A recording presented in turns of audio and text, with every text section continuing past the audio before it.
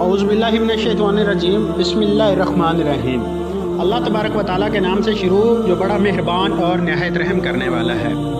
پیارے دوستو، جب بھی کسی قوم میں نا انصافی، بے اراداری حد سے بڑھ جائے، لوگ گناہ کرنے سے نہ ڈرے اور نت نئے گناہ ایجاد کرے، تو طریق گواہ ہے کہ عذاب اس قوم کا مقدر بن جاتا ہے۔ آج بھی ایک ایسی ہی قوم زیر بحث ہے جس نے نئے اور انوکھے گناہ ایجاد کیے، جس کی وجہ سے اللہ پاک ان کی ایک ایسے انوکھے طریقے سے عذاب دیا کہ وہ قوم اور پورا شہر آج بھی عبرت کا نشان ہے۔ 79 میں موجودہ اٹلی اور اس کے وقت کے رومن سلطنت پر ایک انتہائی جدید اور ترقی یافتہ شہر آباد تھا۔ اس شہر کو حضرت داؤد علیہ السلام کے زمانے نے آباد کیا تھا۔ آباد ہونے کے کچھ ہی عرصے بعد یہ رومن امپائر کا ایک عظیم شہر بن گیا۔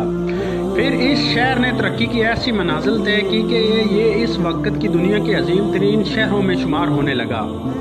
تاریخ دانوں نے لکھا ہے کہ اس کی کل آبادی صرف 20,000 تھی۔ اپنے دور میں یہ دنیا کا انتہائی جدید ترین اور تہذیب یافتہ شہر تھا۔ اس شہر کی عمارتیں بہترین نقشوں اور پختہ اینٹوں کے حامل تھیں، جبکہ شہر کا نکاسی آب کا نظام بھی بہت بہتر تھا۔ یہ بہت خوبصورت شہر تھا اور شہر کے تقریباً تمام گھر ہی 2 منزلہ عمارتوں پر مشتمل تھے۔ سڑکیں اور پتھروں سے پختہ راستے انہوں نے بنا رکھے تھے۔ شہر میں محلات، تالاب، بازار، قبا خانے اور عشرت گدائے موجود تھے۔ شہر میں گرم پانی کے چشمے، جھرنوں، پھلدار درختوں اور دودھ دینے والے جانوروں کی بھی کثرت تھی۔ ہیرے، جواہرات، سونا یہاں کثیر تعداد میں موجود تھا۔ یہاں کے بیشتر لوگ رئیس تھے۔ یہ قوم جادو اور توہم پرستی میں مبتلا تھی۔ اس شہر میں عبادت گاہیں، لائبریریاں، کھیل کے میدان اور عوامی مراکز بھی موجود تھے۔ شہر میں ایک بندرگاہ بھی تھی جو بہت مصروف رہتی تھی۔ یہاں سے شراب، مچھلیوں اور پھلوں اور زیتون کی تجارت ہوتی تھی۔ اس جدید شہر میں تھیٹر بھی موجود تھے۔ کسی کے وہم گمان میں بھی نہیں تھا کہ یہ ہنستا بستا شہر ایک دن عبرت کا نشان بن جائے گا۔ آخر پھر ایسا کیا گناہ تھا کہ اس شہر کا نام و نشان ہی اللہ پاک نے 2000 سال تک کے لیے مٹا دیا۔ بے شک اس شہر کے مکینوں کو اللہ پاک نے خوشحالی سے نواز رکھا تھا، لیکن اس شہر کے لوگوں نے گناہوں کی وہ بنیاد رکھی کہ جس کی وجہ سے اس شہر کے دست قدرت نے نہ صرف قصہ ماضی بنا دیا بلکہ وہ آنے والی نسلوں کے لیے ایک عبرت بھی بن گیا۔ تاریخ انسانی میں قوم لوط ایسے کردار کے حامل تھی جس نے ہم جنس پرستی فروغ دیتے ہوئے فطرت سے بغاوت کا جرم کیا اور بالآخر عذاب الہی کا شکار ہو گئے، جبکہ اس شہر کے مکینوں نے بھی اپنے آباء و اجداد کی اس سنت پر عمل پیرا ہوتے ہوئے اس گناہوں کی ایک بستی میں تبدیل کر دیا۔ کبھی اس شہر کی پہچان تجارت اور صنعت تھی، لیکن پھر یہ آزاد گناہوں کا شہر بن گیا، جہاں لوگوں کو گناہ کرنے کے لیے تشریف لاتے۔ پومپئی شہر کے لوگ ایسے گناہوں میں ملوث ہو گئے کہ اگر قوم لوط بھی دیکھتی تو بھی شرما جاتی۔ ناظرین گرامی، اس شہر کی سب سے بڑا گناہ یہ تھا کہ یہ لوگ ایک دوسرے کی نابالغ بچیوں سے زنا کرنے لگے اور ان سے بچے جنتے۔ انہوں نے اپنی بیویوں کو چھوڑ دیا اور مزید کوئی شادی نہ کرتا، جس وجہ سے عورتوں میں بھی یہ گناہ عام ہوا کہ وہ اپنی جنسی تسکین عورتوں سے پوری کرنے لگی۔ یہاں تک کہ شہر کی عورتیں جانوروں سے بھی جنسی تسکین حاصل کرنے لگیں۔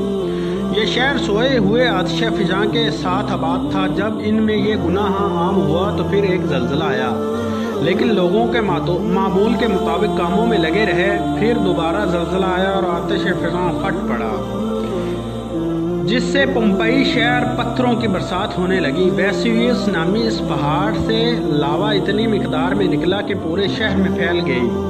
تاریخ دان حیران ہیں کہ یہ سب اتنی جلدی میں ہوا کہ یہ لوگ اپنے مکانوں سے نکل بھی نہ سکے۔ آتش فشاں سے دھواں اور گیس نکلنے لگی اور پورے شہر میں پھیل گئی، جس سے لوگوں کے لیے سانس لینا دشوار ہو گیا۔ ساتھ ہی آتش فشاں کے دہانے لاوا اگلنا شروع کر دیا اور یہ شہر لاوے کی تہوں میں دب گیا۔ لاوا کئی کلومیٹر تک پھیل گیا اور اس کی موٹائی 3 میٹر سے بھی زائد تھی اور اس آتش فشاں کی اونچائی 1280 میٹر تھی۔ اس کی راکھ اور لاوا پومپئی سے دوسرے شہروں میں سٹابی اور نیوسر تک پھیل گئی۔ صدیوں تک یہ شہر دنیا کے نظروں سے اوجھل رہا۔ پھر 1748 में शहर हादसाती तौर पर तक आज़ाद हुआ कि जब ये इटली के किसान ने इस बंजर ज़मीन पर पानी की तलाश शुरू की। कुआं खोदते वक्त इसने कुछ नवादरात मिले जिस पर इसने फौरन आसारे कदीमा को इतला दी और फिर 2000 साल पहले इस तबाह होने वाले शहर की खुदाई शुरू हुई। खुदाई करते करते इटली के आसारे कदीमा के बहुत से लोग मुसलमान भी हुए। जो मुसलमान ना हुए वो इन लाशों को देखकर ज़हनी मरीज बनने लगे। इस शहर की खुदाई से बहुत से नवादरात मिले जिनमें हीरे, मोती, मुजस्मे और जादू में इस्तेमाल होने वाली एशिया भी शामिल हैं। लेकिन सबसे दिल दहला देने वाली चीज़ें इन लोगों की लाशें और खोपड़ियाँ थीं जो राख, गैस और लावे की वजह से अपने ही घरों के मलबे तले दब गई थीं। हैरानी की बात तो ये है कि ये 22 फुट की खुदाई के बाद कुल 1200 लाशों में से 420 लाशें ख़वातीन की ऐसी मिली कि वो एक दूसरे से लिपटी हुई हैं और ये 420 पत्थर की लाशों का शहर है सबसे बड़े हाल के तहखाने से मिली और ये सब पत्थरों की लाशें हैं, जिससे ये साबित होता है कि इन लोगों ने शहर के बीचों बीच औरतों के लिए अपना एक हाल बना रखा था जिसमें औरतें दूसरी औरतों से जिनसी तस्कीन हासिल करती थी। ये शहर अब यूनेस्को के सकाफती विरसे का हिस्सा बन चुका है और हम सब के लिए इबरत का मुकाम है, ख़ास के अहले यूरोप के लिए जो कि आजकल फिर नित नए गुनाहों को ईजाद कर रहे हैं। और हैरत तो ये है कि हम मुसलमान भी इनके पीछे लग गए हैं और नए नए तरीक़ों से गुनाहों में मुलव्वस हो रहे हैं।